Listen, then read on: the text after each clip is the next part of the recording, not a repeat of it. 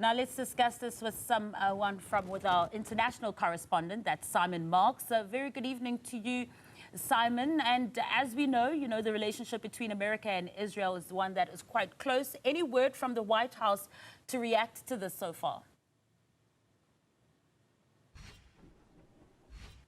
There's been no reaction at all from the White House or the State Department yet, Masa. But I have to say this is an extraordinarily busy day in Washington, D.C., because within the last couple of hours, millions of pages of documents pertaining to Jeffrey Epstein were released by the Department of Justice, and the president earlier today nominated his new man to be the next chair of the Federal Reserve. So they're dealing with all sorts of different things, and this issue between South Africa and Israel is not yet something that they've reacted to. But there is no question at all that they will have learnt of the decision by the South African government to send Israel's ambassador to South Africa packing.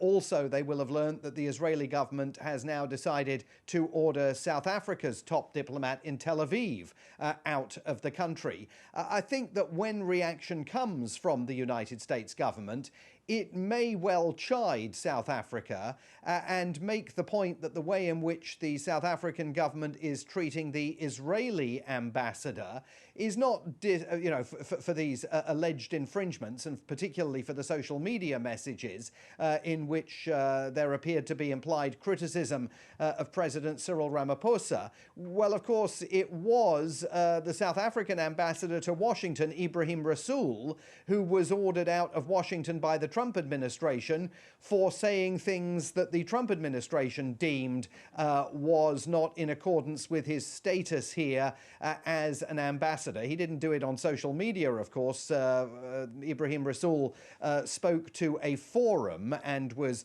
critical of President Donald Trump and accused the American administration of embracing white supremacist views. So I suspect that the American position is going to be, well, you didn't like it when we did it to your ambassador for doing something similar, though not exactly the same, as what has taken place with the Israeli ambassador to South Africa. I certainly don't think there will be any sympathy expressed here for the South African government's position, not least because of the very close alliance and relationship between the US and Israeli governments. So I certainly don't think that we'll be seeing any sort of thumbs up for what has taken place in Pretoria today.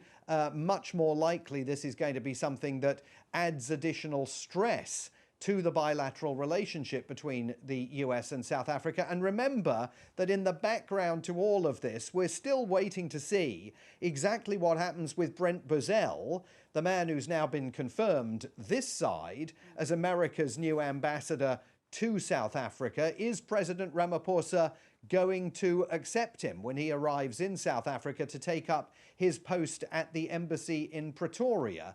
And remember that Brent Bozell has a long personal history of being pretty outspoken from the right politically here in the United States. And he's certainly going to be, I think it's fair to say, a punchy presence diplomatically in Pretoria when he arrives to lead the US embassy to South Africa, assuming, of course, that President Ramaphosa decides to accept his diplomatic credentials.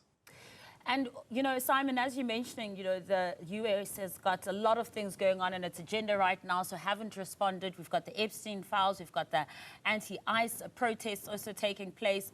But Israel wasted no time in reacting. Of course, as you mentioned, also kind of a tit-for-tat thing over there. But I do want to read a post by the DIRCO spokesperson, Crispin Piri. And he said that Mr. Sean Beineveld is an ambassador to the state of Palestine, not Israel. Israel's obstructionism forces a farcical arrangement where he is accredited through the very state that occupies his host country. This underscores Israel's refusal to honor international consensus on Palestinian statehood. Be that as it may, if he's an official for Palestine or Israel, Israel's speedy reaction, what do you make of that? Well, I think there's no surprise in it. That's a very important clarification, Master. I'm glad you read that out from Crispin Piri. Look, I think there's no surprise in it. I mean, tit for tat in these matters diplomatically is always highly likely. Now, the South African government, of course, did not engage in tit for tat when Ibrahim Rasool was thrown out of Washington, D.C. But under these circumstances, given the strength of feeling that I suspect exists in Israel over the removal of their ambassador to South Africa, it's not surprising to see, I think, the authorities there taking this action in response. Yeah, and Simon, I want to talk a little bit before I let you go about what's happening in the United States right now, particularly in Minnesota, as we're seeing widespread protests following the killing of Renee Good and then, of course, Alex Pretty.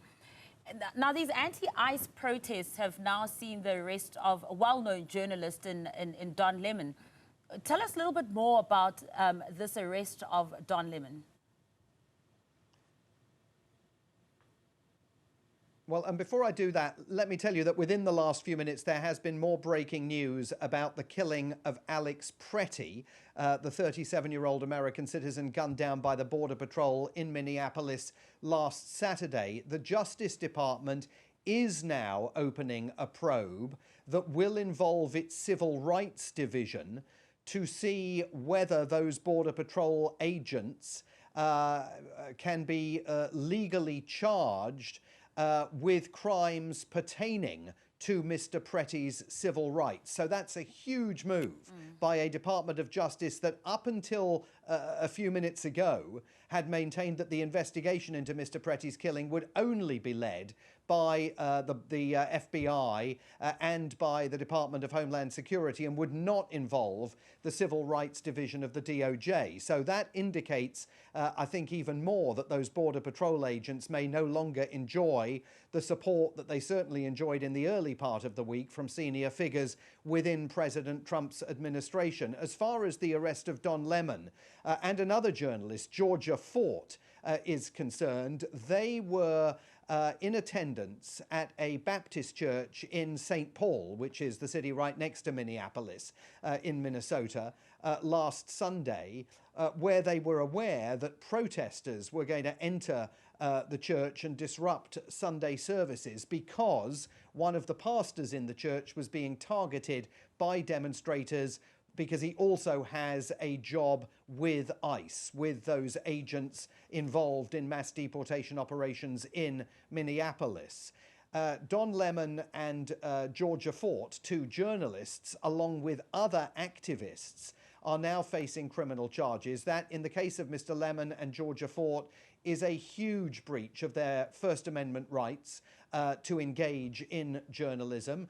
Already, two separate judges, two separate efforts by the government in Minnesota to get arrest warrants approved were rejected by the courts there.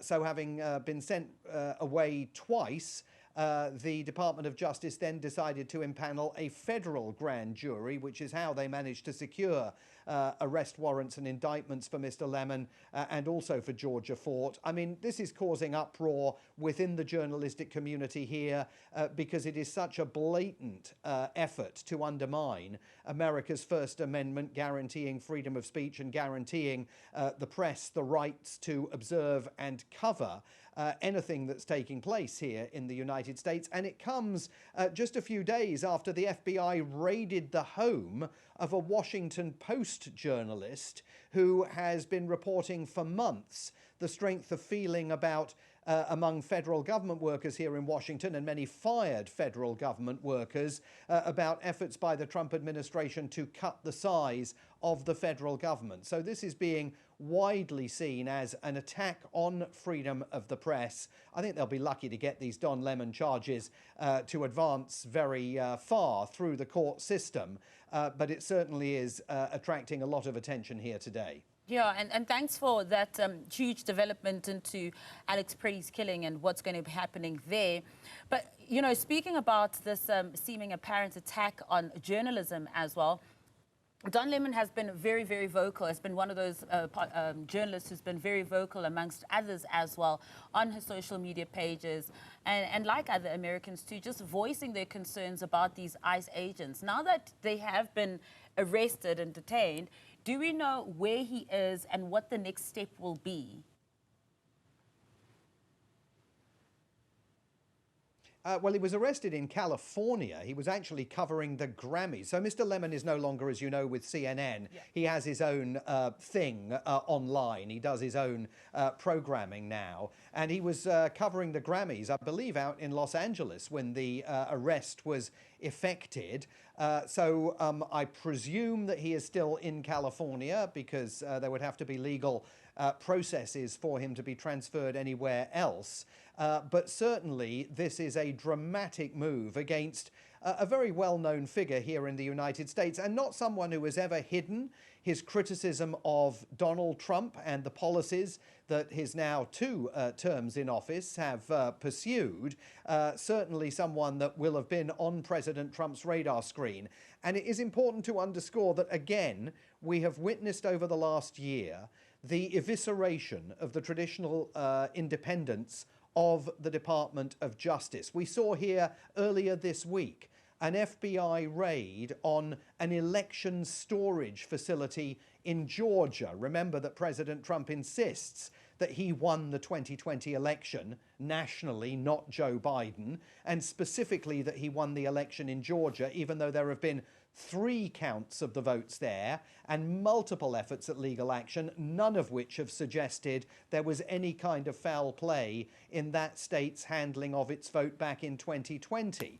So when the FBI descended on that election storage unit this week in Georgia, it was apparent that that had been directly either ordered by the White House or was being carried out by President Trump's top officials in a bid to curry favor with him. So the independence of all of these investigative arms criminally of the American government has basically been shattered. And as a result, you're seeing prosecutors and Attorney General Pam Bondi, Director of National Intelligence Tulsi Gabbard, absolutely engaging in investigations and raids and arrests that you would never previously have seen here, because most past presidents, if they didn't jealously guard the independence of the Department of Justice, at least publicly acknowledged that it existed. This president doesn't do that at all.